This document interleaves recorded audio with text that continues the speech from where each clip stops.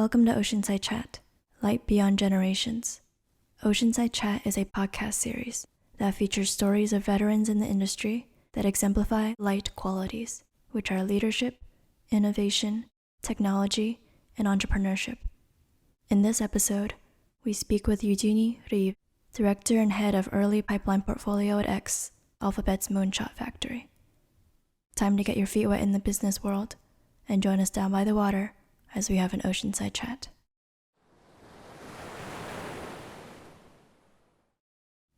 Season 1, Episode 1, Cultivating an Entrepreneurial Mindset. Welcome everyone to our first episode of Oceanside Chat, and I'm the host, Helen Wang. I'm a professor at Rady School of Management at UC San Diego. It's my pleasure to welcome our first guest, Eugénie from X, the moonshot factory at Alphabet. Nice to meet you. Nice to see you today. Eugénie? Great. Great. Really happy to be here at Rady School and UCSD. And we had already a packed day of meeting many amazing people, and I can't wait for the class we are giving together later today. Eugénie will also be a guest for my class Innovation to Market this afternoon. And this is a special edition, since she is here, so we're doing this interview for her. So Eugénie, we have a tradition. We're trying to establish a tradition for the Oceanside Chat. First thing is, I, as a host, ask you a lot of questions. Great. And you would only have one chance to ask me one question. Okay. So at any given time during this podcast, you were more than welcome. Perfect. Just a little background that Eugénie and I work together at X, the Alphabet moonshot factory. She's going to tell you more about it, but that's how we met each other. But this show, I would like to ask the question that since we're at the Oceanside Chat, so what's in your mind when I mention the word ocean? Oh, so many things. Freedom, nature. It's actually, as you may know, I live in San Francisco, so the ocean is pretty cold there, but I think you have a better chance than us. I'm thinking as well immediately about, technology and how ocean is being so polluted and what can we do about it. So that's more the dark side of this world, but yeah, definitely fascinating and super happy to be in San Diego. It's a city I love and really fortunate to live here. Yeah, that's fantastic. Actually, the ocean project you mentioned, hopefully you could share a little more with our students. But tell us maybe first, X, the moonshot factory within Alphabet. Just a few words is already interesting enough, the name being X. And then what do you mean by moonshot factory? What do you actually do there? What kind of research? And then you call yourself a factory. So are you producing a product? Can you tell us a little more about it? So X is a Alphabet moonshot factory, and we are focusing on building the next moonshot for Alphabet and really being an innovation machine, focusing on creating moonshots. What is a moonshot? A moonshot is it target big problems that humanity face that really address problems that are faced by millions, if not billions of people. Leveraging technology, often it's crossing of technology and discipline, like robotics, nanotech, biotech, and really having those breakthrough technologies that are, amazing innovation. And then solution, what are the solutions and how we can solve this problem with the right products, the right go-to-market strategy, the right business model to really invent those new companies for Alphabet. Can you give us some examples of the project that, maybe publicly known? Yeah, of course. We graduated already several projects. Waymo, or self-driving car project, is one of them. As you know, billions of people are dying on the road every year. How we can make transportation more safe and secure, that's a big challenge. Another bet we have been creating is Wing, which is our delivery through drone, moonshots, how to deliver good in the most efficient manner, of course, polluting less of our planet. Another one on healthcare, it's Verily, which is a constellation of different products related to healthcare. We've been really working on many different problem space and moonshot, space for Alphabet. That's very cool. So Eugénie, what do you do specifically at X? My role is to incubate the early stage project at X. I run a portfolio of projects across really different problem space like mobility and many other I can't talk about, unfortunately, that are really still secret. But we, really help, our project and our project lead to build their moonshot, de-risk the technology, de-risk the business, de-risk, their market approach, working with partners more closely to make them, grow and build those, moonshots that are going to be hopefully some, alphabet bets. However, as you know, innovation is hard, and we really want to be as audacious as we can, meaning that sometimes it's too crazy, too audacious, too impossible, and we have to kill many of our projects. Our goal is really to graduate some projects to the next stage. Wow, so only the best project that can survive that process graduated to being shown in the real world. Yeah. Wow, that's an amazing process. So what about before X? What do you do, Eugénie? Where do you come from? So I come from France first, and been raised in Paris. I quickly, really early stage, I had a really early age. I had a Macintosh at home when I was 4. So I didn't really use it to program. I was just, using it to put Play-Doh in the floppy disk at the time. But it's really, was interesting to see how technology was already surrounding us. And my dad was a really entrepreneur in technology. So he gave me a robot, I think when I was 10, we had a robot from Sony, this adorable dog robot running around at home, taking pictures of us all the time. So it just made me think, oh, technology is here, it will be here. So for me, it was really natural, but I want to make sure it has a positive impact on people's life and not necessarily being a gadget or a tool. And that's why I early on start to really work in technology in many different spaces, for governments, from industry. From France, I went to the US earlier, really early. At an early age, I was 15 and I started to do an internship in Silicon Valley when I, for a web agency at the time. I can't thank my parents actually to let me leave and do whatever I wanted to do. But, just starting to work really early to understand the world. Then I came back again in Silicon Valley when I was 19 to participate to a startup doing network consulting for telcos. Fascinating experience because I was number 3 in the company, and I was doing a bit of everything like marketing, HR, assistant role, everything I could do to be useful. And then we grew to 300 people in 1 year. And then the internet bubble exploded and they had to fire everyone. Luckily, I went back as well to France to finish my studies. I was doing mathematics. And so I came back to finish my studies in France. I did a business school. And then I went to Mexico City to actually work for the French government there and study again telecommunication and do more analysis around the telco environment in Mexico. And then I worked for Alcatel in Mexico for the metro and subway to connect as well cities with new technologies. And I came back and I was obsessed by Google. I really wanted to work with this company because one of my roommates when I was back in California was actually a student at Stanford and was telling me those 2 people are building a company. So I was fascinated that I wanted to join Google even in, a long time ago, but they didn't really have a role for me and I didn't have much to bring. But I actually joined Google in 2005 in Paris to really help them on their advertising business and run their strategy for France.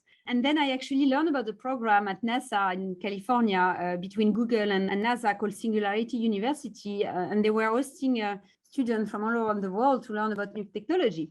And it was at NASA. So we live at NASA for 3 months in Silicon Valley and having the speaker coming from everywhere teaching us about technology and often from the people who made those technology.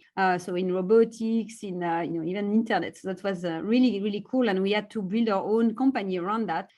With students I knew nothing about before joining, so people from everywhere in the world and politicians and entrepreneurs, so really fascinating experience. And then I came back to Google in France. I ran operation and strategy for Google in Sub-Saharan Africa for a few years, and then moved back to the US and finally joined X, did several roles until the role I have right now. So I've been at Alphabet for a long time, but really a different life.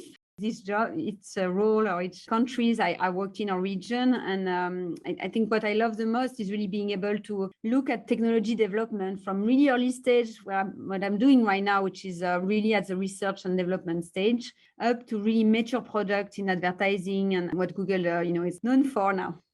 Wow, what a journey. So how many different countries have you worked for? I didn't count. For sure, at least, I think 10 countries in Sub-Saharan Africa, Kenya, Nigeria, Uganda, Senegal, I can name them all. I worked for, as well, Google in China for a while, Google in Argentina. So I did my work in Mexico, and then Southern Europe for the beginning. So really, many places, because I feel like I love to travel, but I think when you experience a country with a role and you work with people from the country, you embrace the culture, I see that not as at work, but almost, human experiment. Yeah, it's good. It's interesting to witness yourself as well and to see how I was reacting to a different culture and how I could embrace this diversity.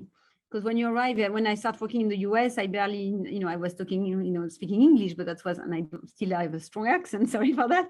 But it challenges you in so many ways because you barely understand what people are telling you. You need to communicate, you're really stressed, even writing an email, it's a big effort because you don't know how to use specific words, you don't know how to react. On the top of that, you need to be performance and bring value. So I think that's, I love this challenge and I love learning in those environments. It's hard the first time, of course, it seems impossible. But then when you do it twice, when you do it 3 times, it's actually, you realize that it's not as hard and scary. And it starts to be more fun. And so that's, I love doing that. Yeah, that's a very good way to put it because, these days we are, especially in my class, this afternoon was also talking about entrepreneurship mindset. And I think your journey itself kind of worked around the world, traveled around the world, learning that experiment, that all the keywords that you pointed earlier, is so much meaning to it. I'm wondering about, seems like you have very global international experience. Do you fit everywhere you go? And how do you navigate yourself? I mean, clearly when people look at you, right, with your accent, and so you stand out everywhere you go. So how do you do that? And what are some of the advice you would give it to our students?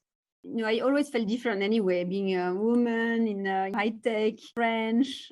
By default, I was already different, even in France, in the field I was in. So it was pretty natural to, within groups that were really different from me. Yeah, great question. I agree, Diana. First, you need to know what you bring. You need to know really well what are your superpower and be explicit about it with people who walk around you, because people can't necessarily guess. And I think knowing yourself, knowing what you're good at and what you're not good at is really important. And being explicit with people around you, around that is really important. Working with other culture helped me really open my listening skills. So often I witness myself in meetings and in the first conversation when you arrive in a place you know nothing about, was really silent, really listening or asking questions, but much more asking than actually talking about myself or because I really needed to go deep and understand environment in order to adapt. When I say adapt, I don't mean changing myself because you need to stay, close to your values and who you are, but respectfully understand the world around you and being able to know what you're bringing and being able to bring value as well. And so in this environment, I think listening skills are really important. Understand more than the work environment, but everything else, having, of course, friends from outside, from the culture, walking around, having random experiments to try things, new things. And so being extremely curious constantly about how things work, why people do things a certain way. So that's the second advice. The third advice I found, and I don't know if it's useful, but it's using humor. I think humor is a thing that is really, it's different from each culture, but I love playing with that and see what resonates with people. And often it's led to really big failure because people have no idea what I'm being out, what's culturally accepted or whatever. But I think it's really a good tool. And I did that as well when, I was sometime in meeting with only men, for example, or talking about things I had, that were really different, my own hobbies. But I always use humor, I think, connect. People often, relate to that a lot. So those 3 things. Yeah, sense of humor is such a gift, and it also takes a lot of experiment, I suppose, to make it right to your point. Yeah.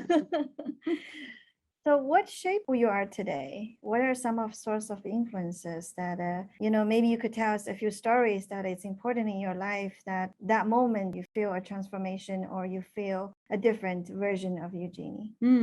I think it's for first in my career is taking a role often that I was absolutely not sure I could do, but I had the desire to do.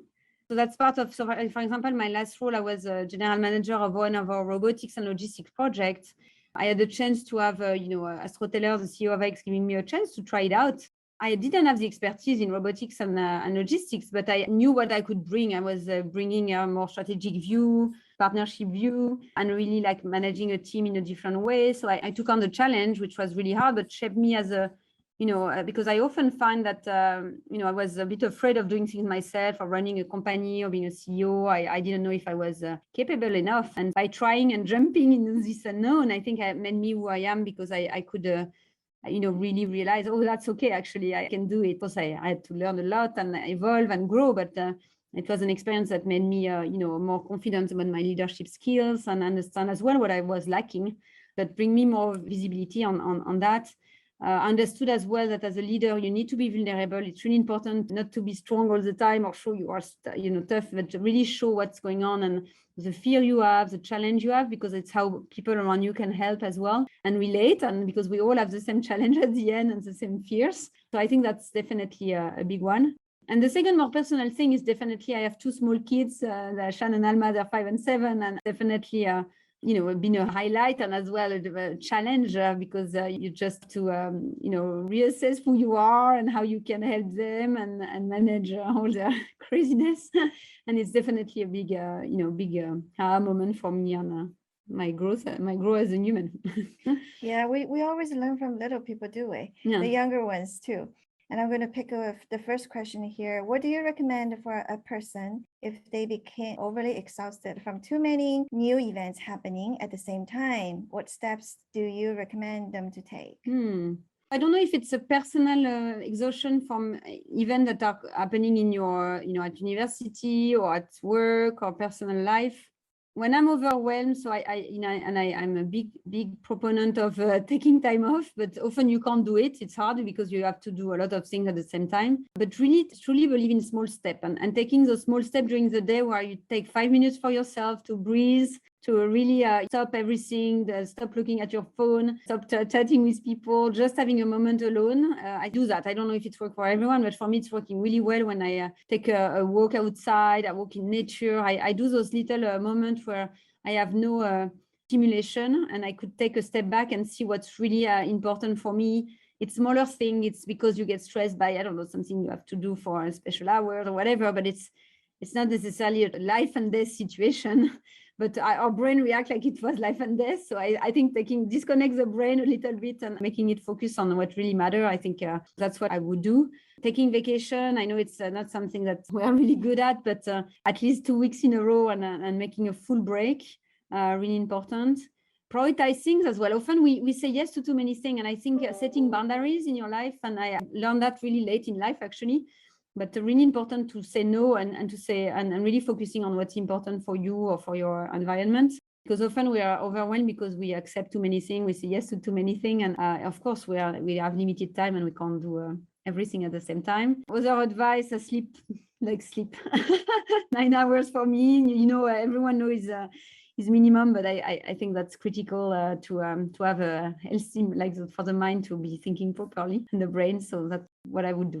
Constantly look for avenue to reduce the stress, especially as opportunity with internet and other tools are being, we have so many opportunities. And especially as I think as students, my student life was the most stressful, not because I had really big event coming to me, but it's more life choice. I need to choose what I'm going to do in the future, and there's too much work, too many things to read, too many new information to process. And I think that's really important to manage well, your mental health during those times. Mm-hmm. And I don't know if it's related to your question, but I'm just, as we are talking in a group of students, I think that's a really important thing.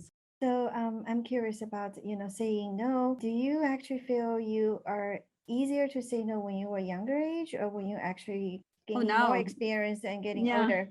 Getting older. I think my challenge before I was much more of a people pleaser and really wanted to make sure people around me were happy and thriving, but with neglecting almost my own need. And I learned that the hard way because I burned out a few years ago, and I realized I really need to, just set more boundaries and be able to say no or to find solution for others, but not do everything myself and ask for help. Really important. I learned it really late in life. But is that a recipe for success?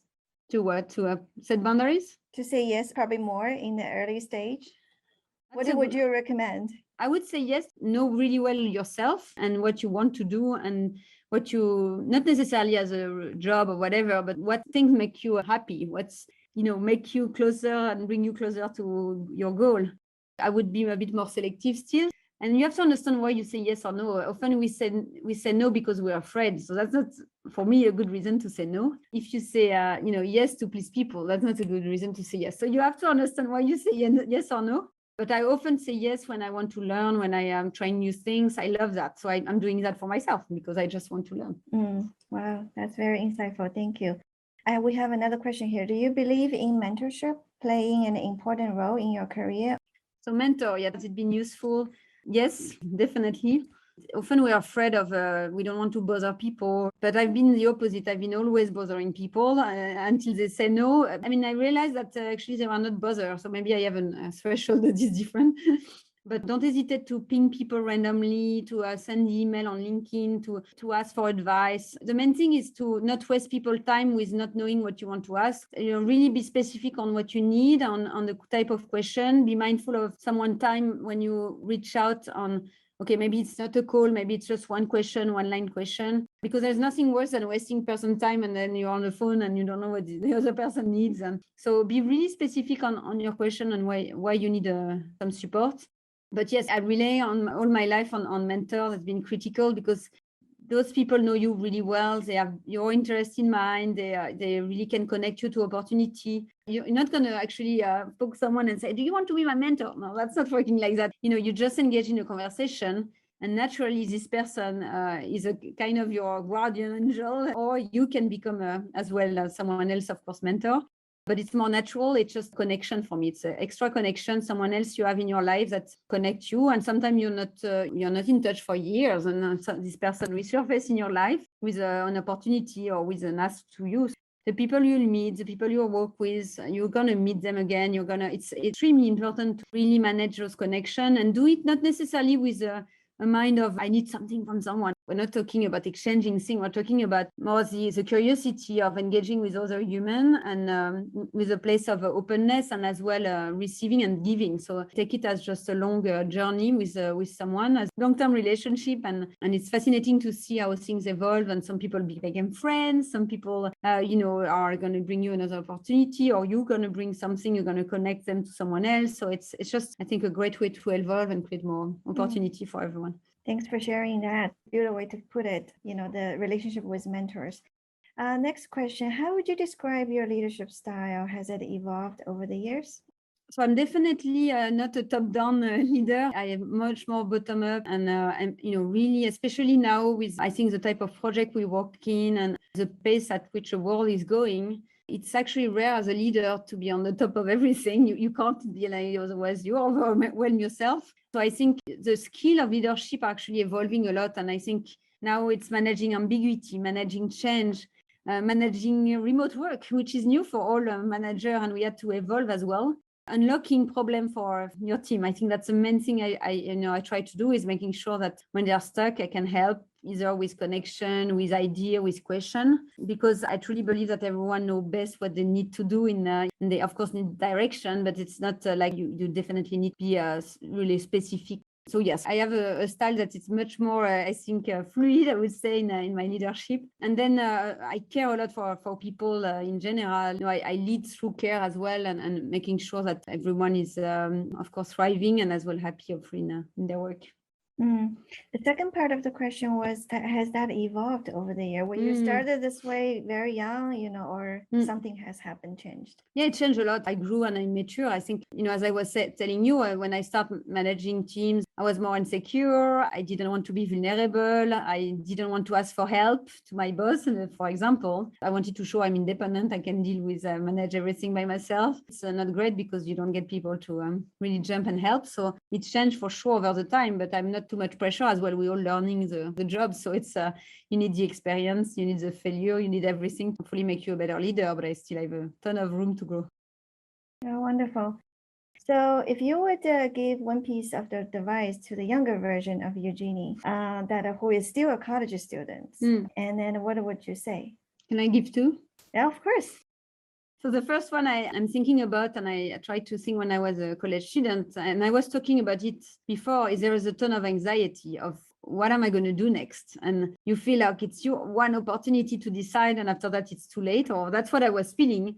But it doesn't work like that. Actually, no, it's a bit extreme, but it's actually when you see how life is evolving, you see how the world is changing so fast. Almost doesn't matter what next you're going to choose. What matters is how you're going to bounce back from your failure. It's how you're going to, travel the world if you want to. It's a connection you'll make. It's a passion project you'll develop on the side. And everything will change every month, every year. And so I don't think there is one path. I'm seeing more and more around us that people create their own jobs, they create their own companies, they change as well. I'm seeing many people who change job, after 10 years. I have actually one of my cousins was a veterinarian and changed after 10 years to become a pilot for Air France. It's completely unrelated, but it's totally possible as long as you want it. I think that's opening, just being really flexible, open. The main thing, though, you have to work on is to understand who you are and what are your values, what makes you happy in your work as you're learning. You're going to learn that across the course of your life, but that's the main thing, because that's where after that you're going to surround yourself with people that maybe have the same passion, the same goals, the same appetite. So yeah, be open, read as much as you can, just connect, ask questions, and as well as yourself a lot of questions, ask questions to others, and then more organically the solution and what you're going to do will come out. And maybe it's going to be in 10 years, but that's fine as well.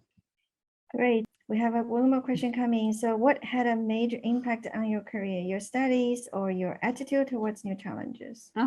Studies, I studied mathematics and then business, so I did both. But studies, I can tell you right now, I don't really remember what I studied. It's hard to say, but I remember the category of type of science.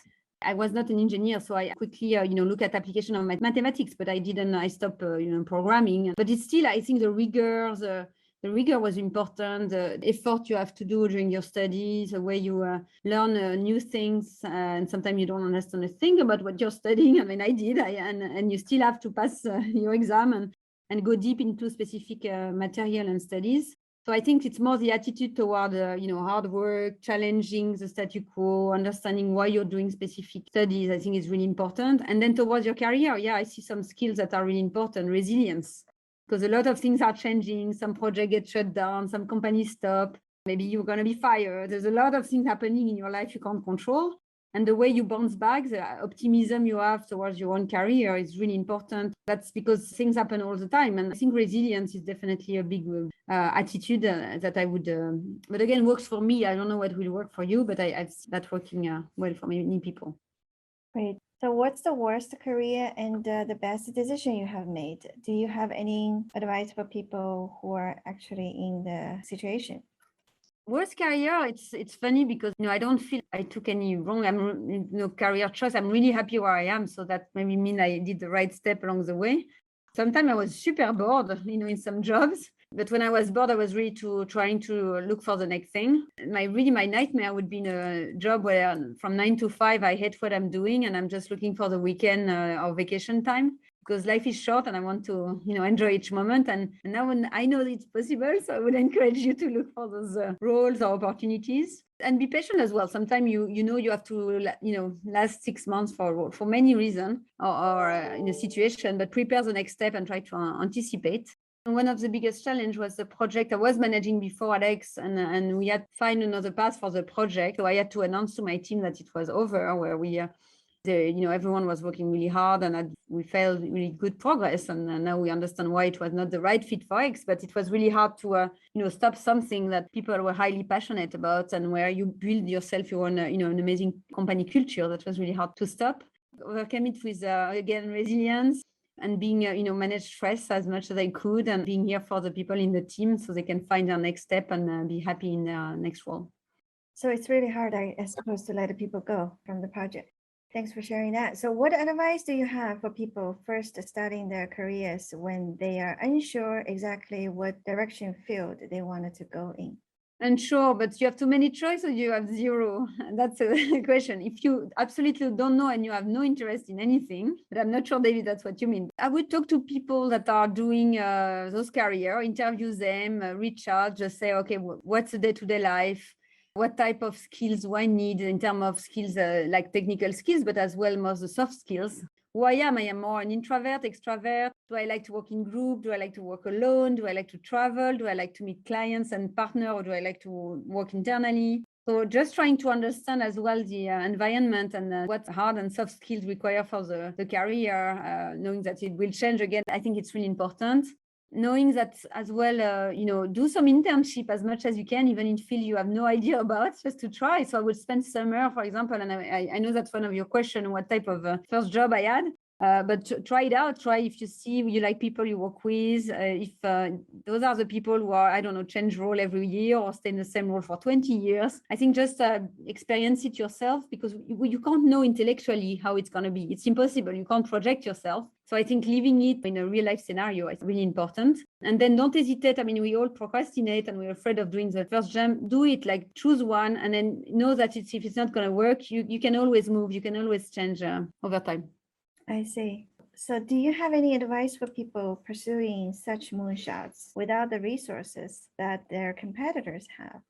So actually, that's funny with X. We often, I mean, people think, oh, we have so much budget, but actually we bring a lot of scarcity within our project. Our team are pretty small actually when they start, and they are in competition with players that are, you know, a lot of VC funding and many more people. But we believe that innovation comes with scarcity a lot, and because that's where you're going to find the judo moves. When we have too much resources, often we focus on infrastructure, we focus on things we know, but it's harder to look at the one thing that you can do that will really change a game. And so we try to have actually less resource so people can focus on those questions. And then as well, I found out that when people are passionate, I think resource matter a bit less, because they're working with people that are passionate, that they love spending time with. And I think they are much more creative as a result. So the team you assemble is as well a critical component versus the money or the budget you may have.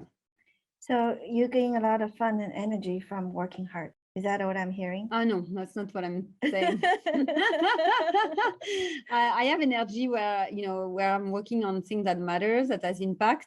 And then we actually, we are saying all the time to people, it's not because you're going to work harder that you're going to have more result. It's because you're going to actually have a walk on the beach when you're going to have a aha moment. It's when you take your shower in the morning, which is like, oh, wow, that's so working hard. It's not the answer. It's actually working differently, working when you have for me, when I sleep 8 hours, 9 hours, when the next day, I feel much more productive. And often 1 hour of work can equivalent to 4 hours of depleted work when you're completely exhausted and you get things done. So it's not necessarily not working harder, but it's working smarter, and as well getting this energy. So surround yourself with the right environment. What brings you energy? So for me, it's working with passionate people, working with people from all around the globe. So there's many things that you need to know about yourself that give you energy. And then often you find way of working where you don't have to work that hard, and it's actually a pleasure to go to work every day. Yeah, that's beautiful.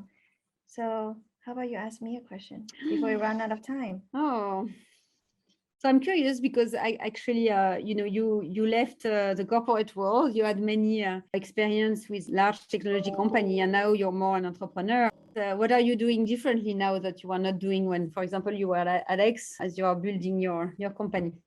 Yeah, speaking of entrepreneurship, I actually got a one advice from the headhunter that at one point that people are looking at me to join the next big company. One of the advice, I actually asked the question, I'm like, looking at my profile, I've worked for Apple and Google, so what else? Right? Can I add it to my profile to differentiate myself, become really, right, the unique one? And the advice I got was try something new on your own, being an entrepreneur on your own, because, I came from Silicon Valley. I consider Silicon Valley as a second hometown of mine, and that's the spirit.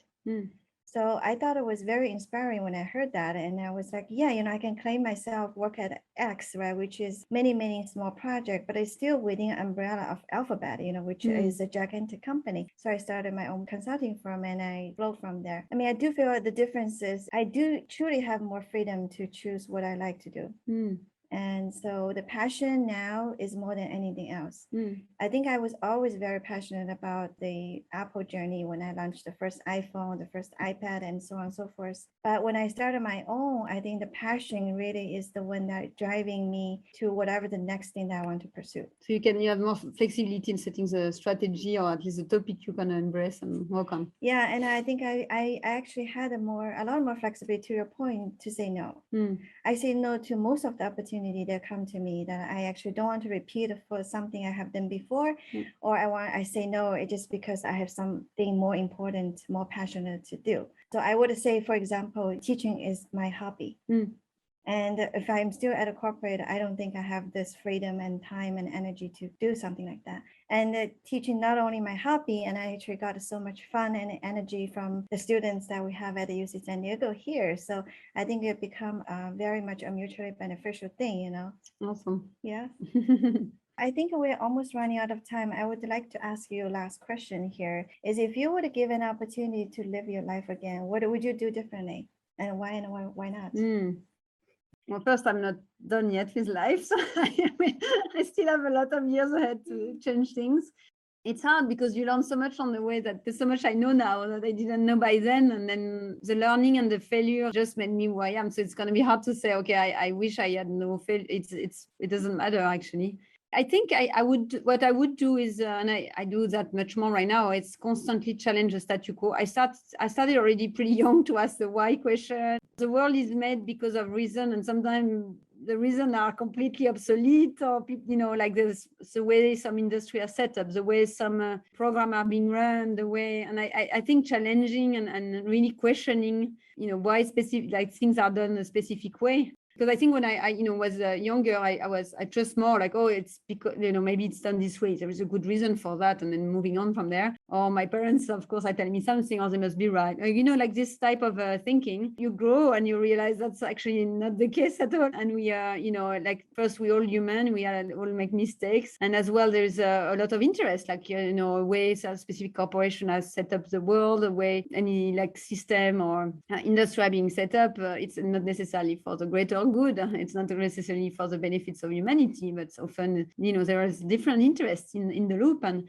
identifying those interests, understand the macroeconomic trends and why things are done a specific way. It's fascinating. And I think challenging that, it's critical. We talk a lot with Hélène about entrepreneurship, but as you are going to set your next company, or as you are going to even set your own project within a big company as an entrepreneur, constantly asking the why and understanding that by default, things are not necessarily, done the best way. I think it's really fascinating to ask and challenge. So I would have done more of that. Wonderful, fantastic. So we started with ocean. I'd like to end with ocean. Could you tell us a little more about the ocean project you're working on? That's a good question.